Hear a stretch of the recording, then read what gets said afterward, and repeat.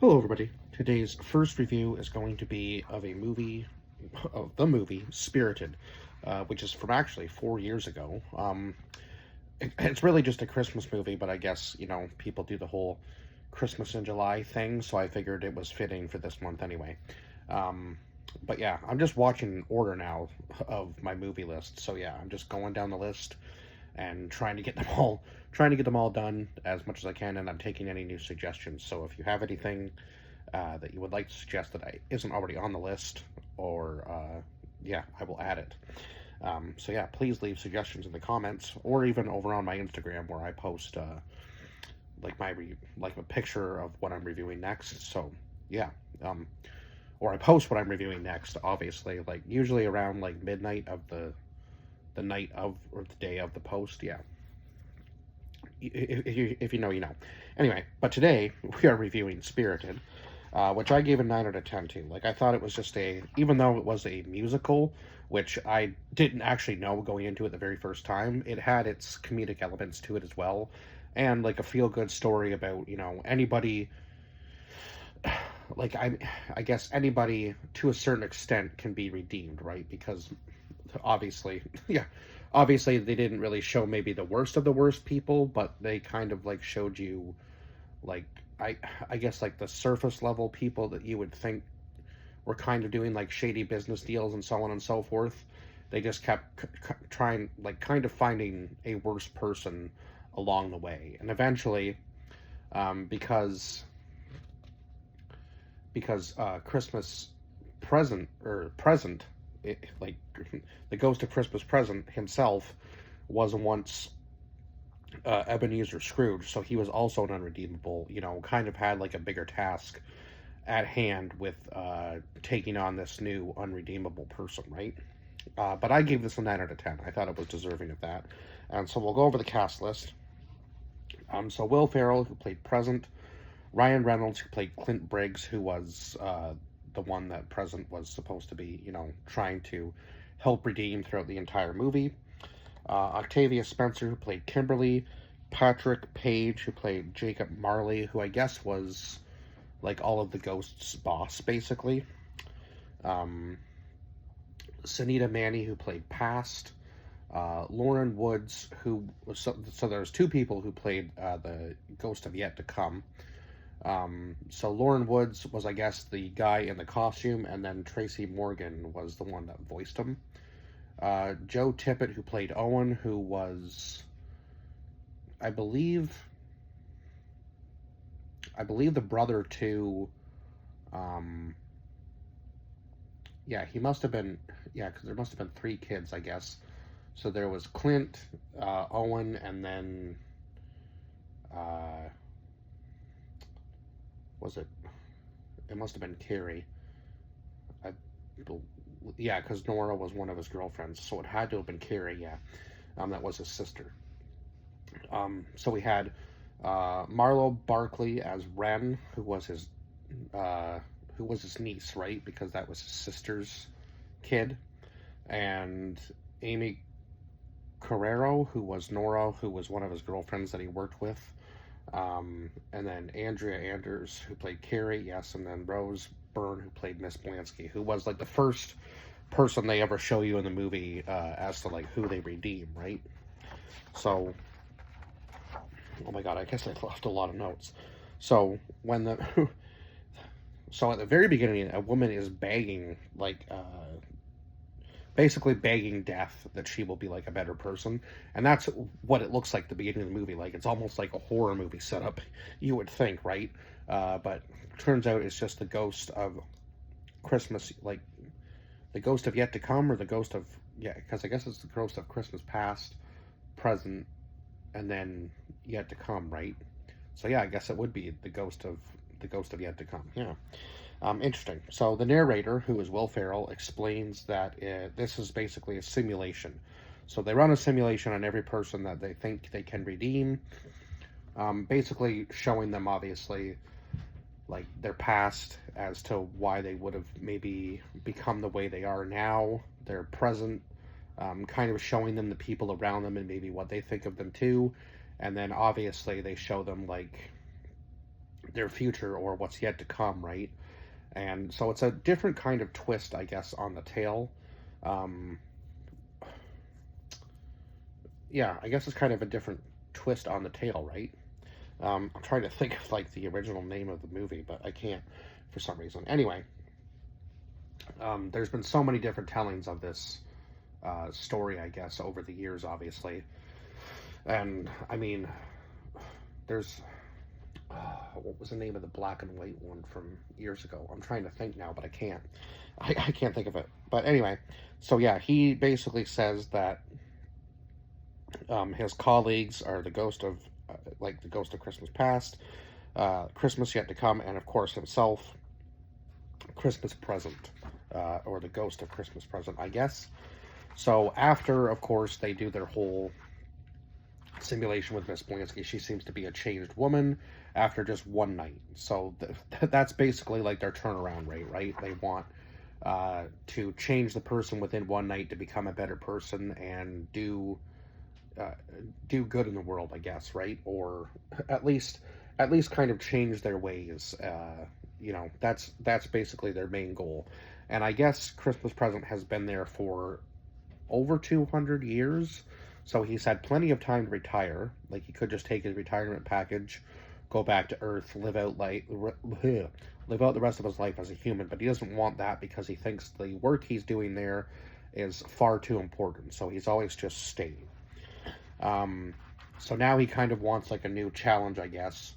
And when he finds obviously when he finds Clint, when they're going in to take care of this other businessman who runs this hotel, who can be redeemed, he finds Clint, and of course Clint's file comes up as an unredeemable. So Present takes it as like a challenge in order to, prove to himself that obviously if he was the only other unredeemable person to ever enter the program, that he can also change Clint. So that's kind of his challenge. He doesn't want to take the retirement package. Sorry, until he's able to do that. Something stuck in my tooth. Um, so yeah, he's sent to find another soul, and finds obviously Clint. So yeah, the unredeemable files thrown at him. Um, so basically, he explains in detail that changing one person can cause a ripple. Basically, changing all of the other events like around them, sort of thing as well. So changing one person can change a whole bunch of different things in that person's timeline, I suppose, is really the best way to explain it. So he's saying if he is able to redeem Clint, imagine the change they could make, as opposed to just this lousy hotel owner who's kind of just, not maybe not the greatest person, but he's not nearly as bad as Clint. Like the ripples the hotel owner is going to cause aren't nearly as big as what Clint's, like the ripples that, like the effect. Yeah. Oh my God, how am I trying to explain this? So the hotel owner's ripples aren't going to affect nearly as much as what Clint's ripples would. That's a weird way to explain it, but that's the only way I can think to explain that. So yeah, of course, it seems that Kimberly is able to actually see Present at one point. So I believe his niece, so Clint's niece comes in to talk about, running for school president or whatever. And of course, he gets Kimberly to run dirt on this kid, and then they make a huge post about it. And he shows the ghost of yet to come shows Clint what the outcome of that would be, and it was pretty dark. There were some very dark themes in this movie, but I feel like they needed to touch on that, as well as obviously like the comedic values in the movie as well, because I mean, Will and Ryan just had like such a good chemistry on screen together that they just flowed with each other. Like their comedies just mixed so well together. And there was a lot of stuff in this movie that I was actually shocked by, for it being, kind of more like a family-friendly movie, I guess you could say, obviously with some darker tones in it. So maybe not for somebody super young, but I would say like you could probably sit down and watch this when you're with your kids when they're like a teenager, because it did have a 14A rating. So yeah, I was kind of actually shocked by that a little bit, because I thought it would have been geared maybe more towards children with it being a musical, but I guess also it can be more towards adults just with the storyline and the comedy and stuff. So yeah, I guess it's kind of like I guess it's a family movie. But yeah, I would say maybe wait till your kids are a little bit older to watch it with them, for sure, because there is some obviously language and some, yeah, I guess language would be my thing more that I was shocked by in this movie than anything else. And yeah, the darker themes I guess in this movie too, right? So yeah, so Kimberly starts to feel wrong about what she's doing, obviously, because now she's digging up dirt on a kid to get his niece a better spot as school president, or basically kind of make her, the top dog at the school, right? And make this other kid look really bad. Even though, obviously he's a kid, so he's going to make mistakes along the way, right? Like, nobody is perfect. Kids, adults, it doesn't really matter. Everybody makes mistakes. It happens. It's just a part of life, and we have to kind of live with that and move on. We can't really regret what we've already done. Otherwise, we'll just be living in our past constantly, right? Um, at least that's the way I look at it, right? Um, you know, every mistake you've made kind of shapes you into the person you are today. So, there's no point in regretting any of the mistakes you've made, because yeah, you wouldn't be where you are regardless, the good, the bad sort of thing, right? And I feel like that's kind of a valuable lesson that maybe I just realized this movie's kind of teaching us, because even Clint says, I've been good up until this point, but I'm not going to go back. I'm not going to change my ways, because I have a way of just like kind of pushing all of the good in me down and just living life, um like kind of just taking out the competition, basically, is what he was trying to say. Now he does end up redeeming himself, actually, as because so at one point, um of course, Present takes him back into like his past and shows him that he was Ebenezer Scrooge and that he was redeemable. He was the only other person that wasn't unredeemable to enter the program, right? And then the whole scene with the Good Afternoon music bit, that was absolutely hilarious, because it was supposed to be like an insult in his time, so everybody was like going back at him, and the whole, yeah, it was just, that whole scene was just absolutely hilarious. The Good Afternoon music part made me laugh quite a bit. Um, so yeah, again, there was quite a few comedic moments in this movie, obviously. Um, so yeah, at one point, obviously, Clint says that he won't listen to Present unless he um, tells him some things about himself too, right? So I guess that was maybe his way of kind of showing it, but he had to go in and show him the past, because the original Ghost of Christmas Past had a little bit of a crush on him, and let's just say it didn't go as planned. I'll let you watch the movie to figure out what I mean by that. Um, so the Ghost of Christmas, yeah, showing him that he was Ebenezer Scrooge. I talked about that. Um, where am I here? Oh, yes. The powerful scene in this movie was when he took him to show him his sister dying, and he kind of runs away from that situation the first time he's shown. But she just wanted, like, his sister wanted him to take Ren with him, but he refused and kind of threw it off on the other brother, which is unfortunate, because you could see how, you could see it just like in his demeanor, obviously, like in his eyes and his face, like how much he regretted doing that at that time. It just, yeah, he could have easily taken Ren under his wing. Now he did say that he kind of admitted to himself a little bit that he wasn't any good with kids, and just the way he was as a human, it probably wouldn't be the best for Ren.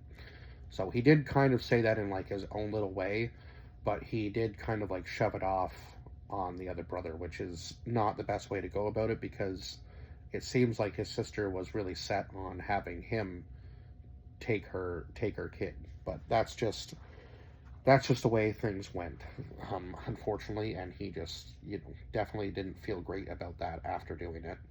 And having to face it was probably one of the biggest challenges for him, because you could kind of see, like, there was obviously a human side to Clint, but also just he kind of just become like a product of his environment, right? Because he got into business and then he was about to get fired and just said that he would be bigger than the company he was working for previously, right? And he just ended up proving that right, but also at what cost? Because, yeah, he lost a lot of people along the way, just kind of became, you know, like, kind of became lonely due to his own actions, which is unfortunate. Um, so eventually, the ghost of Christmas Present admits that he chose Clint based on the fact that he was unredeemable, and he isn't even sure if he's redeemable, right? Because he's been through the program, but uh, he's been doing it for so long that he doesn't even know now if he can go back as a human and prove himself to be any better than he was before he was redeemed. Like, he wants to kind of see if he's actually truly been redeemed. And I think he was. Now, obviously, he still has his moments, of course, and he ends up, him and Kimberly end up together, it seems like, and they have 2 kids. So I'm not sure. Yeah, it seems like he has a pretty good life. And of course, at the end of the movie, Clint is able to save Present from the bus before it hits him, and then Clint becomes the new Ghost of Christmas Present, and things seem to be booming. Like, they're expanding their business worldwide, sort of thing. It seems so. Yeah, they're getting more clients. Yeah, just a whole bunch of stuff obviously changed. And of course, after the credits, they give you a little snippet into the making of the movie. So yeah, definitely stay for after the credits, of course. And yeah, it was just a feel good, fun movie. Definitely one you can sit down and just watch and enjoy. Even though it was a musical, I'm not like a huge fan of musicals, but this one I did actually enjoy. So yeah, 9 out of 10 if I didn't already say that for this movie, and I think I pretty much covered everything I can. So I will see you guys in the second review for today. Bye bye for now.